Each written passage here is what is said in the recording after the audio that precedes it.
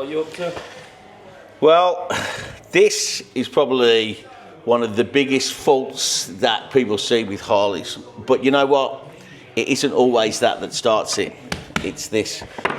Batteries go and people refuse to replace the battery. This then stops charging, so people then think it's this, but it isn't.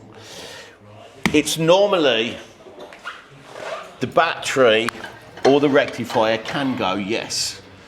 But first of all, you need to start with the battery, because if the battery is pumping out 11.5, 11.9, it's taking more volts to keep that battery charged. That's what people don't understand.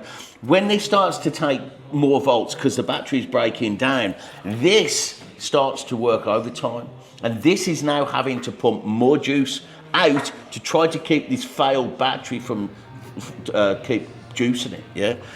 Then the stator, which is in here, which was perfectly fine on this bike until this guy kept using one of these maintenance chargers, which are good, but if the battery's dead, the battery's dead. If you keep charging the battery, then taking the bike out, the bike's going out, the rectifier's working twice as hard, the stator is working twice as hard now, because we've got to put more juice into this battery to keep it charged. The stator starts to burn out. You start to take the life out of the stator. And that's exactly what this guy's done.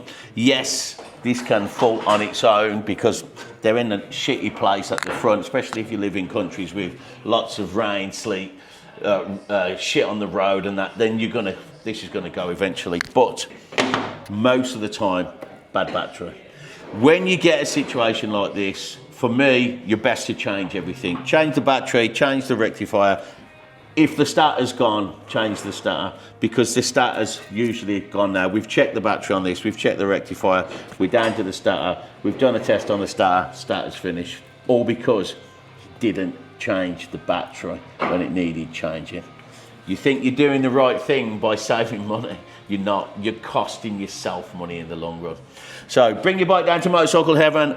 Let us check things that you need checking. Don't leave them, because it's going to cost you more in the long run. That's how it works. All right. So I'll get Billy on this one.